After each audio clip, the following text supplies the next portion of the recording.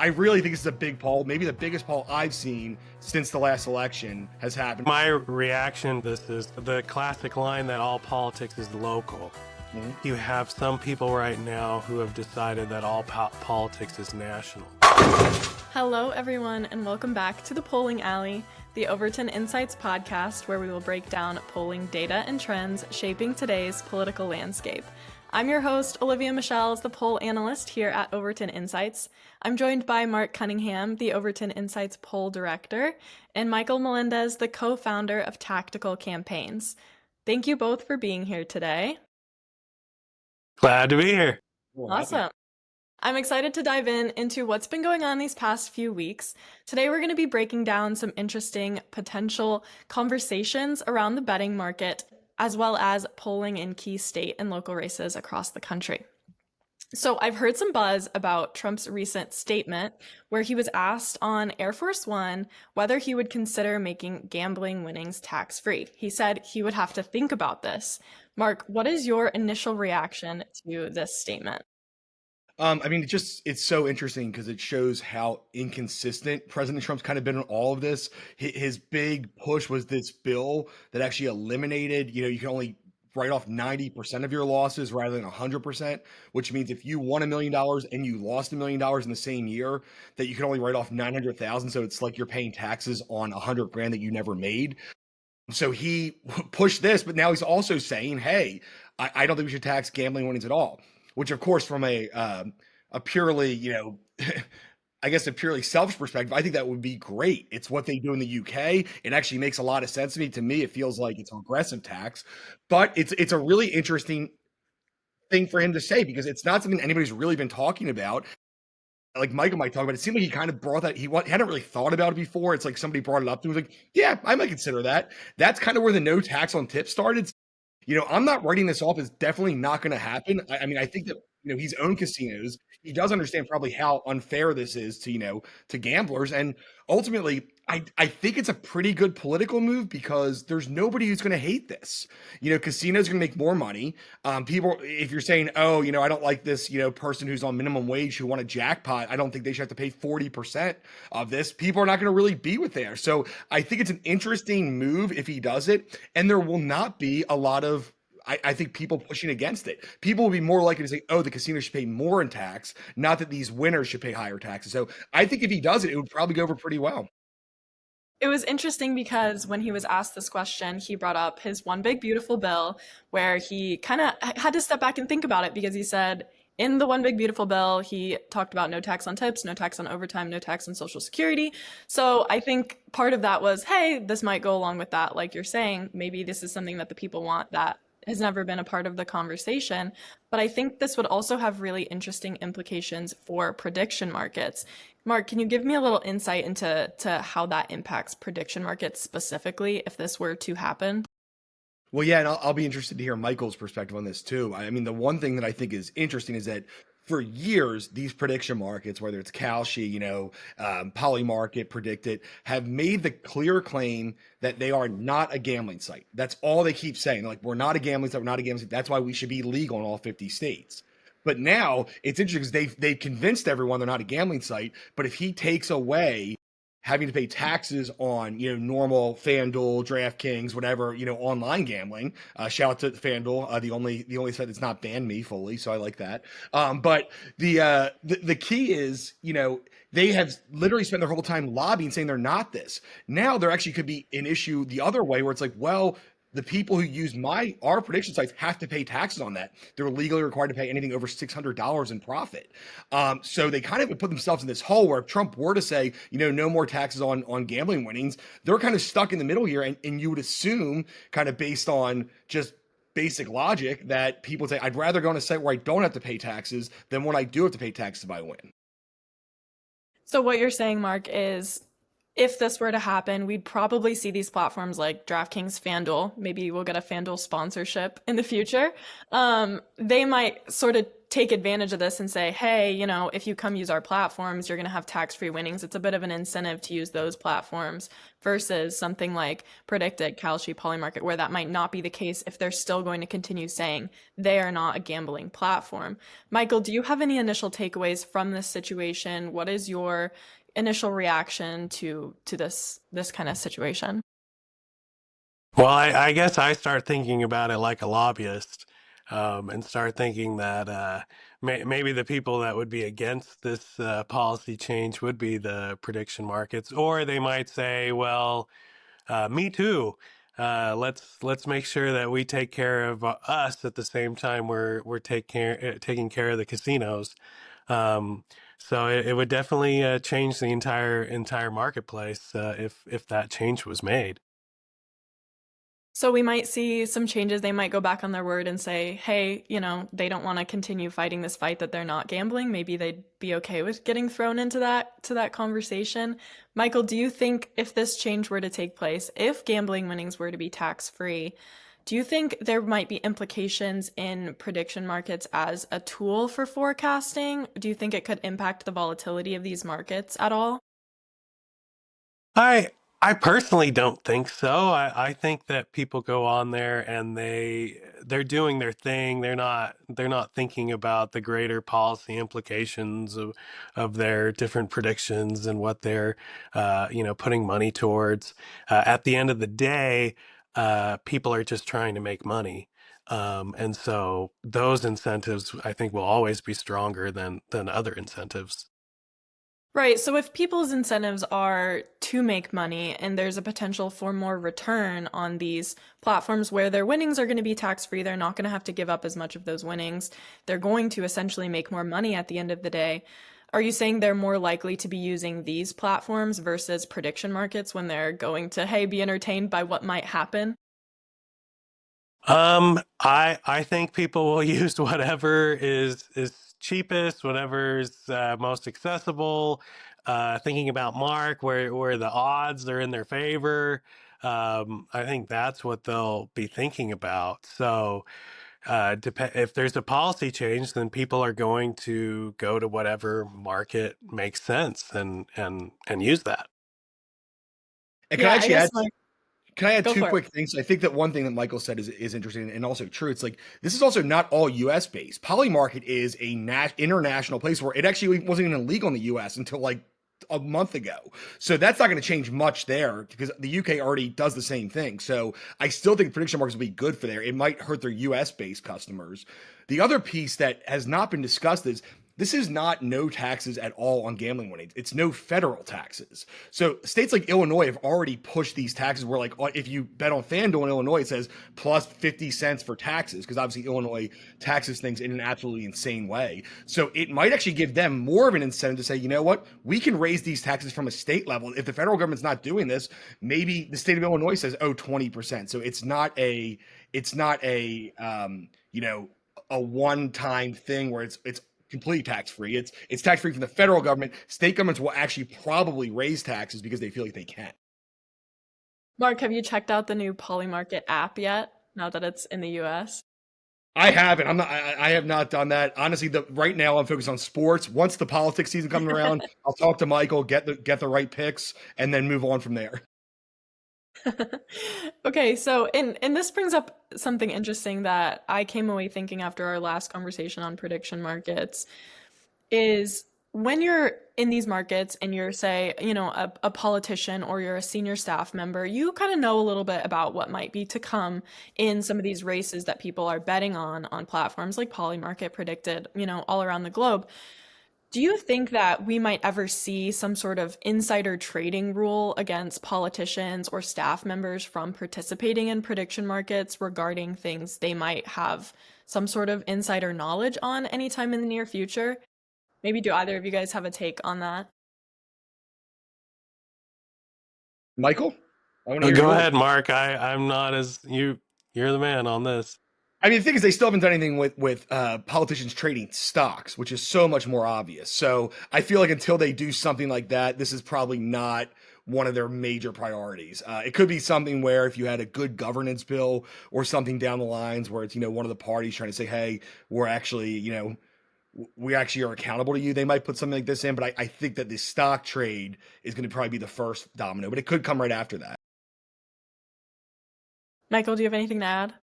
I mean, I just haven't heard anything about this in the public or anybody saying, "Oh, this is a problem and we need to do something about it." I think it's definitely unethical to do that, but whether or not there will be any legislation around it, I doubt anything would happen. This is the kind of thing where you would need a scandal, a something to occur to create a change. Yeah. No, that's very interesting. Just kind of got me thinking on what might be to come as these gain popularity in the US and potentially abroad as well. Um, so, like you're saying, Mark, we might see a little bit more of this, federal and state level policy changes in terms of tax-free gambling winnings. We might see a rise in state versus if there is no federal tax. So we'll see if maybe we get a second big beautiful bill in the future that includes this, and we might have to circle back on this topic. But that is kind of all we Bigger and have. more beautiful. The biggest and most beautiful. Yeah. We'll just keep having more. But all right, now I want to take our conversation over to Ohio, and my fiance is going to be a little disappointed when he hears I want to talk this much about Ohio. He's born and raised in Michigan, and the Michigan-Ohio rivalry runs really deep. I don't know if you guys are familiar with that. Mark might be from sports, but we do have some interesting races I want to talk about, so I'm going to bring it up anyway. The Ohio governor race and Senate race were recently polled by Emerson Polling, and I think there's some key data points I want to talk about with you guys and get your thoughts. So Vivek Ramaswamy, former Republican presidential nominee, is down 1 point to Amy Acton, the Democrat, in the governor's race right now. This is within the margin of error. He has 45%. Amy Acton has 46% of the vote. And I was kind of surprised to see a former presidential nominee appearing to have such a tight race with this, lesser known Democrat nationally. So what should our listeners be extrapolating from these numbers? Michael, I kind of want to hear from you first and get your take on what we should be taking away from this tight race. Is it really a tight race? What do you think? I just think we're so far out that a lot of other external factors have to be put into play. Right now, I think you have people who are feeling a pinch in this economy. They're not feeling like anything's necessarily improving. Uh, Trump is kind of doing the same thing Biden was doing of saying the economy is just fine, everything's fine, and inflation isn't that bad, and people don't believe it. Um, and those macro issues don't really have anything to do with the Ohio governor's race, but I think that's what people are thinking about. And that's where a lot you can see changes from poll to poll come about. And someone like Vivek is tied to that narrative. He was a big Trump supporter in the general election, and I think will continue that type of rhetoric and style. And so he's going to move with those tides. Um, my other problem is it's hard for me to take two data points from two polls and extrapolate a lot of information. It'll be interesting to see what the trend is. If you put three or four polls together and then say, oh, here's this trend with women, here's this trend on X, whatever it is. And so I think it's too early to tell what's going on in Ohio. I think it's interesting that you bring up, the state of the economy. Obviously, affordability is on everyone's minds right now. Um, but so even in a red Republican state like Ohio, do you think Ramaswamy is hurt because of how aligned he is with Trump, despite the fact that, this is a big Republican state? Do you still see that as an issue for him right now? Well, I think just chalking up Ohio to being a Republican state, like a generic Republican state, is not quite accurate. I think you have that Rust Belt blue collar type mentality from Ohio, and so that's an economy that's affected by what's going on with tariffs and all this other stuff, and that is kind of the reason why they were interested in Trump, was to see a change and to bring the benefits of the modern day American economy to Ohio. So if people are not getting that, it doesn't matter if you're Republican or Democrat. They're having that issue. The other thing I would say is, just in basic politics, 40% are going to be for the Republican and 40% are going to be for the Democrat. And so the movement in the poll comes from the middle 20. And those people do not view themselves as Republican or Democrat. So you can't really just, oh, well, it's a Republican state, so therefore Republicans have soured on Trump and Vivek. I don't think you could say that either. Okay. So Mark, what do you think? let me say that Michael is completely right about one thing and then completely wrong about something else. First, he is right. I mean, like, I think calling Ohio a Republican state kind of misses where we're at, like 12 years ago. I mean, this was like the biggest swing state in the country, and just because Trump has had success with it does not mean it's a Republican stronghold. The same, I urge the same thing about Florida. People call Florida a Republican state. It's not a Republican state yet. It might be. Obviously, it's more likely to go Republican than Democrat in any given election. But there's this whole notion that this is the same as a North Dakota or a Montana, and it's not. Like Michael said, it's a different kind of it's more blue collar than most of these states. The thing is, of this Emerson poll, which Emerson's a really good pollster overall, so we'll give him credit for that. This is a stunning admission to me that Ramaswamy is a really bad candidate in the general election, because when you look at this, Sherrod Brown is like an institution in Ohio. He is a well-known, well-liked Democrat. Even when the state has gone towards Trump, he has still won elections. He did lose the last one, but he is a well-liked, really strong person who actually has higher name ID than the person he's running against.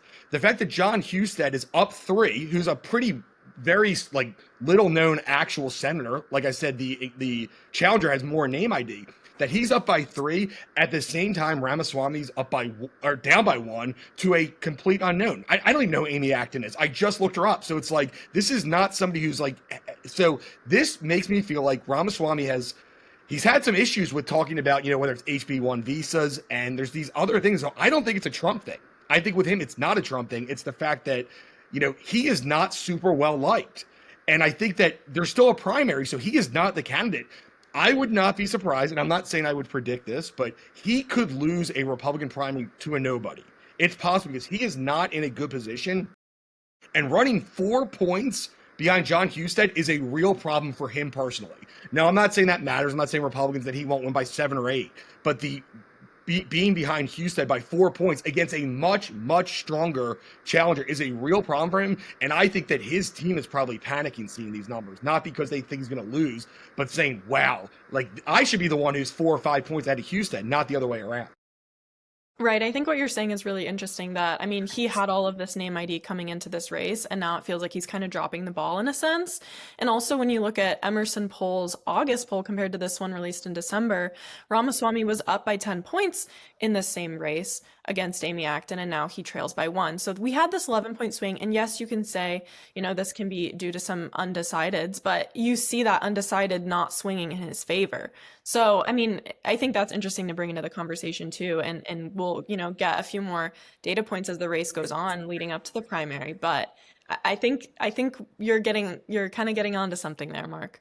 And it's the one thing about what Michael said too, it's the same audience. You're polling the exact same people. So to say, it's not like these are 2 different polls because you never know the credibility or how reliable one is going to be. It's the same poll that shows, Ramaswamy running 4 points behind Husted. I think that's a red flag. We got to figure something out. And seriously, if you are in betting markets, I'm not saying this, but honestly, maybe take Ramaswamy no to be the Republican nominee, because this poll is also going to, if somebody's not in the race yet, it's not, you can still announce, it might say, wow, there's a real opportunity and opening for me, some other Republican that's lost before, be like, I could win this. The HB1 visa, I think, was a big. I don't think it's a misstep necessarily, but I don't think the people in Ohio are necessarily for that. So I think that I really think this is a big poll, maybe the biggest poll I've seen since the last election has happened. It's like this is actually a hey, let's pay attention to what happens here. There you have it, folks. You now have your advice from Mark on what to do, Yeah, this how is to an go information. and make some bets. You know what I think is funny about this is that at the end of the day, I think this is a demonstration of the power of polling, and I would say the overstatement and overpowering of polling, because I think that at the end of the day, if all things were equal, what I'm saying would be correct in a year, but it won't be because everyone is going to be more like Mark and be like, "Oh my gosh, something's going on. This means something," even though I mean it really doesn't. But there's just this belief that this poll is like so accurate and is saying something, and it probably really isn't. Um, and uh, and Ohio is such a Republican state that it probably wouldn't matter in the long run. But the state party and those in power and the people that matter on the ground, yeah, they're probably freaking out and they might move to make a change. People might be calling right now saying, "Hey, you need to run. We need a different candidate, blah, blah." And that might actually emerge. And so you would never actually see what would happen to Vivek in an actual general election showdown and an actual vote against this candidate. And so therefore, we will never know what would have actually happened. But the poll creates that impact. And Michael just Right. called I think Ohio it's a Republican state, by the way, if you didn't hear. So I'm referring to how many people participate I in know. Republican primaries and how many are probably registered voters and whatnot. Like if we actually look at the numbers of how many Republicans there are, that's a very hard hill to climb. And Sherrod Brown is a great example of that. That even someone as popular, as known, he had incumbency, all that kind of stuff, he could not overcome just basic numbers, that there just weren't enough Democrats for him to win. And that's what I'm saying with this poll with Vivek is I his opponent's numbers didn't really move. His numbers moved. Like people say, "Oh, I'm undecided now," and so. But if her ceiling isn't high enough, it doesn't really matter. But I think what Michael, Mark's saying is it's an interesting snapshot in time. Mark, go ahead. Go ahead. look, I want to ask Michael a question. Outside of this, I don't agree with most of what you're saying here, but this is a separate question. Do you feel that this is something you've done polling? You're more in the trenches than I am. Is it harder to poll states like Ohio or Tennessee where there's no actual party affiliation? Like, is it harder to do that than it is when a state which forces you to do that? Because obviously in Ohio, you don't have to register as a Republican or Democrat. That's how it is in Tennessee. Do you find that that's a harder place to poll and be accurate? It depends on how you define harder, right? If harder is where you're saying, is it harder to manipulate the poll and weight it the way you want based on party affiliation to create a certain result and whatnot? Sure. Yes, it's harder. Um, at the end of the day, if I'm doing a general election poll, it doesn't matter because it's all voters, so it doesn't matter what their affiliation is. What would probably be more difficult is primaries. It would be more difficult to poll for primaries to figure out who is actually participating. Ohio's an interesting place because voters are aware of this, that if they then vote in a primary, then they're now tracked, and now they're considered a Republican or a Democrat. But I don't know that that affects the poll too much because if you don't participate, then you don't vote. Therefore, I don't necessarily want you participating in the poll. So I would say the primaries would be more difficult. Yes. That's a very interesting point that you bring up. So, do you think that the fact that Ohio is like that in a sense will be better or worse for Ramaswamy going into this primary where he needs people to turn out? in the primary to say, hey, this is who we want to be our candidate. What do you think that's going to be like for him if what you're saying is there's an incentive that maybe they don't want to participate in the primaries themselves? I would actually say for a candidate like him, it's the opposite. That's a benefit to him. Candidates like him benefit from low turnout elections. If people are not going to come out, then that helps him because he has a base that is probably very much for him. And so if average type people who are more inclined to not like more partisan candidates are not turning out, that makes it easier for him in the primary. And the other point that kind of is lost sometimes is it depends on how competitive these primaries are. If the Democratic primary is not competitive, Amy Acton's the only person, the Republican one is, people could switch. And I mean, I voted in both parties' primaries before because if one's competitive and one's not, we've seen that in the presidential election in the states that allow them to do that. So Ramaswamy actually could end up being, the candidate that people on the Democrats might say, oh, it's easier for us to beat him. It could be that, whatever that was, it Project Chaos when people tried to get, I think it was Clinton over Obama. Like, so you never know what's going to, I like this person better. The only problem with that, Mark, is that is a very undocumented phenomenon that rarely actually happens. People like to talk about it, but rarely do people do that, and rarely is that a big enough change to actually swing an election. I think I just always look at the numbers, so I do it. So I know that's not exactly the same, but I mean, I kind of do it not from a different perspective. You are a very involved person, so you are not normal, and that's why if either of you, if either of us participate in a poll, we are skewing the poll because we again are not normal. And so I think a lot of what I'm saying is from a campaign side, not from a polling side, and just the realities of how campaigns work. And, at the end of the day, campaign consultants make a lot of money because people think that they can change the numbers. And that's why at the end of the day, it's actually pretty easy to predict most elections. If you just gave me the registration numbers for every district, every state, or whatever, I could easily predict the result because most of those results really have nothing to do with the candidates or the campaigns. Okay, very interesting. Yeah, we'll have to circle back on Emerson's polls in a few months and see where things land if this conversation here affected anything. So, next, I have a little bit of a rapid fire. I have 4 local races that I want to talk about, and I want some takes from both of you guys on which of these you think are interesting, which we can take something away from, and which you think might just be noise.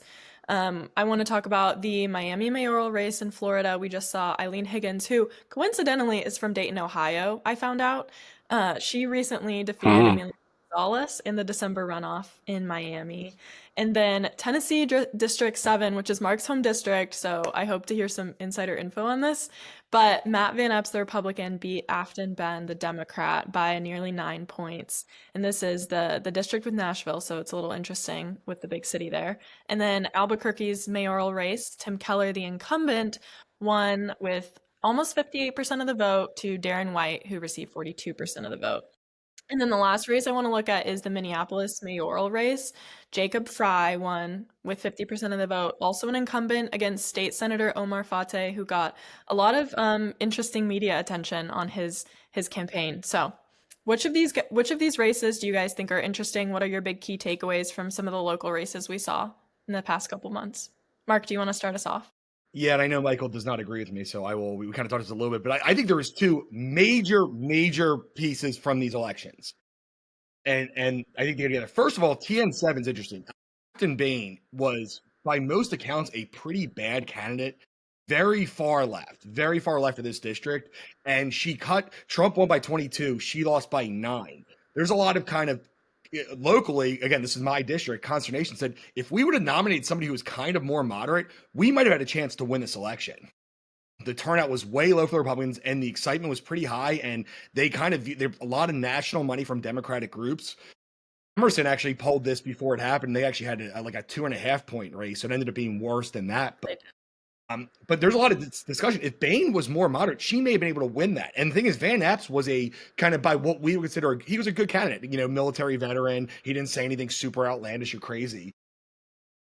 So I think that's interesting. But the bigger takeaway is I'm going to combine this with the Minneapolis race is that all of this excitement from the kind of progressive socialist part of the Democratic Party, about the New York mayoral election, I think is going to be, it's going to be shut down pretty quickly. You nominated this very far left person who I think, again, somebody more moderate could have won. They probably blew that TN7 election with somebody so far left. Secondly, in Minnesota, where Jacob Frey is a liberal, he might be a Minneapolis moderate, which is like the same as being like California sober, where you're not really one of those things. But he's a Minneapolis moderate, I guess. But he is really, really, way more to the middle than his opponent. And Minneapolis is a very liberal, progressive city, and they still voted for the incumbent, who, by many people, again, the far left, they consider him to be, persona non grata, that he's too moderate. He cares about business.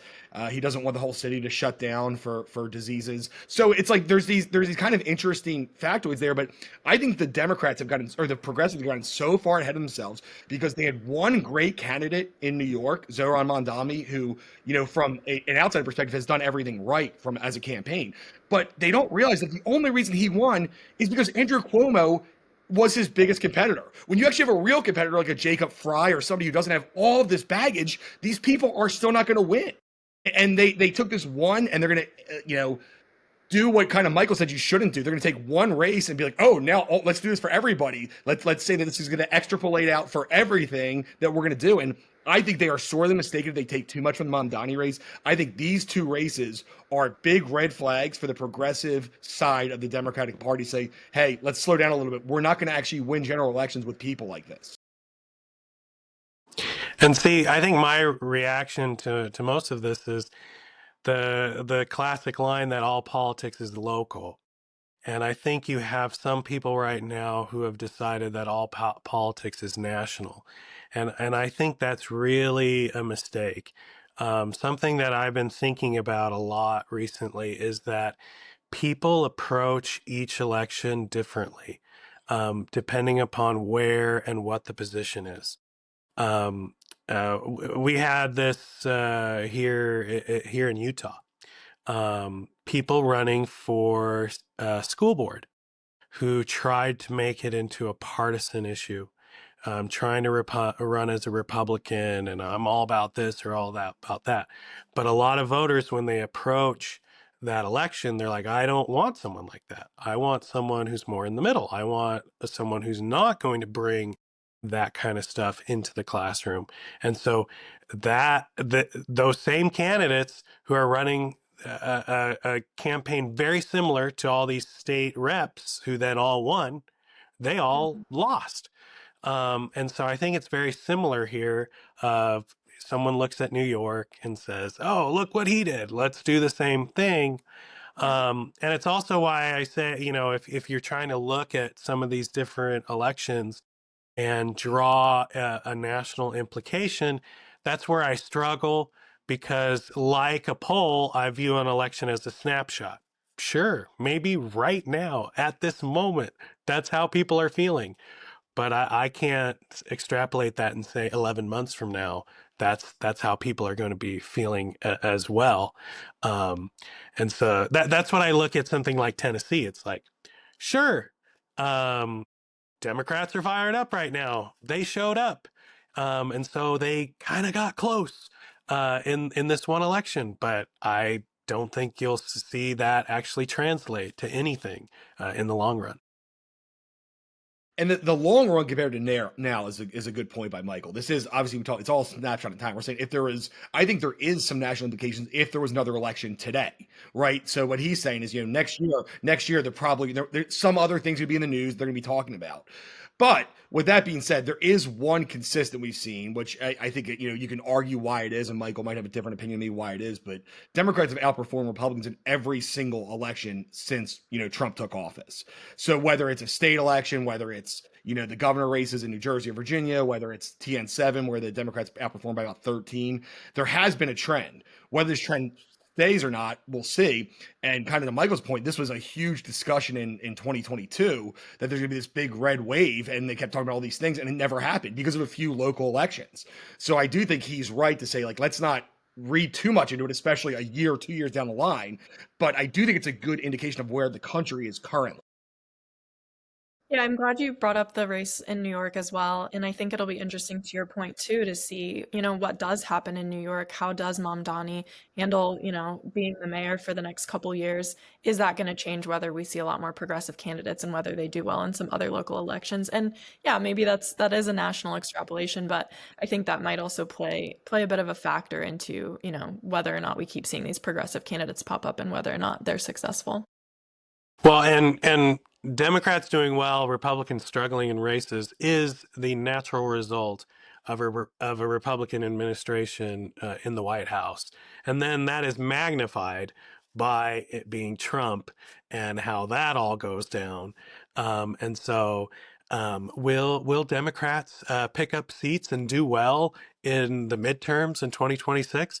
Hot take, yeah, they will, because that's just how it always usually works. So anyway. But that was kind of the issue with 2022, right? It didn't work that way, which is why it was kind of surprising, where there wasn't the red wave that's expected with Democrats controlling everything. Well, and so the argument I would make is what you might see if you want to see something different in 2026 is they might do even better than usual. It could be a bigger win than ever because you have that Trump effect. Um, and again, there's a lot of factors there. One is when Trump isn't on the ballot, that hurts. The other problem is I think generally Trump endorsements in general elections don't necessarily help anybody. And so there's a lot of different factors in play about why that would happen. But we can look to it and kind of predict and be like, okay, well, it's likely to go in this direction. And of course, the other thing is just how the economy's doing and how people are feeling about what's in their wallet. Absolutely. And who knows, we might have the reddest wave ever, the biggest reddest wave.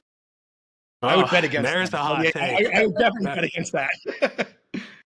Yeah. That, you know what? That's probably about as likely as Notre Dame joining a conference for Yeah, football. that's probably right. There you go. All right, we are in the 10th frame here at the Polling Alley, and it's time for y'all to tell me your final hot takes on what's going on in politics right now. Mark, will you start us off? Yes. So one of the biggest elections, and I'm going to actually make a prediction here. And again, if you want to bet on the prediction markets, my advice is not financial advice, but it will probably win. This whole discussion in Maine is really interesting. And we keep hearing about, Janet Mills, who's like the nearly 80-year-old governor who they basically forced to run for the Senate, and Graham Plattner, who's this upstart, kind of really progressive, well-spoken kind of blue-collar guy, who also happens to have a Nazi tattoo. So there's a lot of weird stuff going on in Maine. But the one thing I would say is I don't think it matters.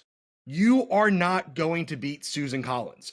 She is the one person when we talk about polling who always does better than polls show her. We heard about it. She went into election day, whatever, 5 years ago, with like a 30% or 25% chance of winning on Polymarket. She won by 8 points. She is the most, we've talked about this, it's kind of like Joe Manchin in West Virginia. These are the people that polling just cannot get right. I don't know why. And maybe it's an issue with Maine saying, oh, I'll vote for this person because I'm progressive. But like when they get to the actual voting booth, they still vote for Susan Collins. She's the most inevitable, indestructible politician.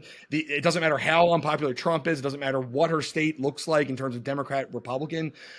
She's just kind of a phenomenon from a polling perspective. So while the Democrats are arguing about, oh, this is a race we're going to win, I don't know how many times I have to hear, oh, it's a Dem plus 11 state. It doesn't matter with her. So do whatever you want. Spend your money. If I'm the Democrats, I'm spending money elsewhere because this just feels like, when they put a toy close to you and you put your hand out for it and they keep pulling it away. That's Susan Collins. She will always overdo it. And if I'm a betting man, which I am, I'd put the house on Susan Collins wins again, regardless of what the national atmosphere looks like for Republicans. Okay, very interesting. All right, Michael, do you have a political hot take for us today? Well, my hot take is that if I could poll cannabis users right now, they would probably be, plus 10 on Trump.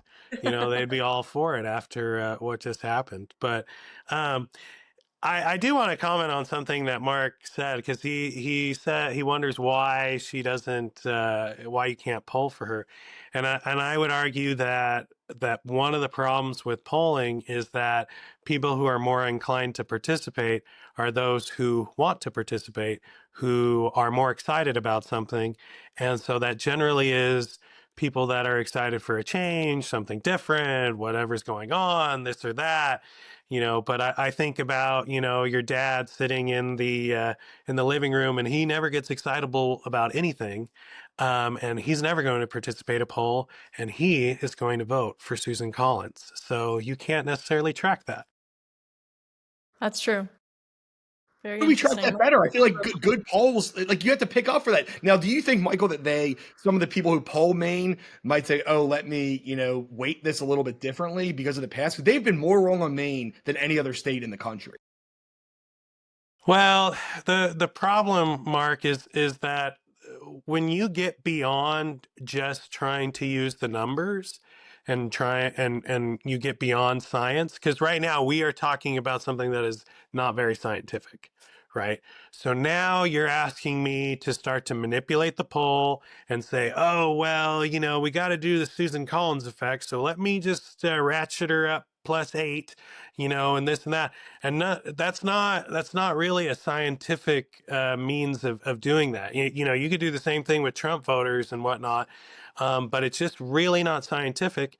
And pollsters don't really want to do that, and I agree with that. I wouldn't want to do that either.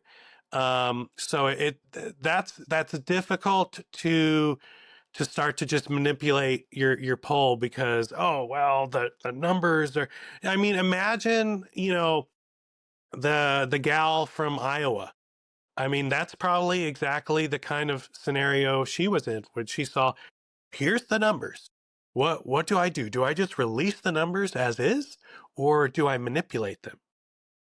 And that's how I felt like in 2016 when I was doing my polls.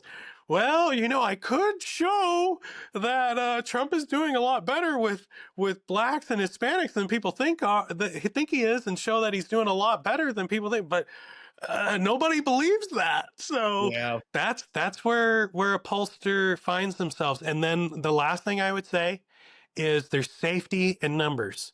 If we all poll the same way, if we're all wrong together, then that's okay. But if I am the outlier and then I'm wrong, well, then I'm a pariah. And I want to we should talk about that next week, Olivia, because I think herding is an interesting topic, which is what kind of Michael brought up, and what the incentive for pollsters are. Now, we know at Overton Insights, we actually have no incentive. We just want a good number. So that actually helps our case. But I would actually think talking about the incentives pollsters have, and like you said, herding, even though that Iowa poll was one of the worst polls ever. I mean, she was off by 1 million points, Ann Selzer, but it's also like you also give her credit, because like she didn't herd that poll. She did her polling and it was bad, but she didn't give it and say, oh, let me weight this R +10 to make it a normal number. So I actually give her credit, even though it was one of the worst polls ever done.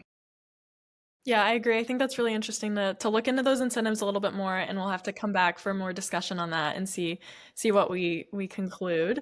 But that is it for this week's edition of the Polling Alley. Thank you guys both for joining me today.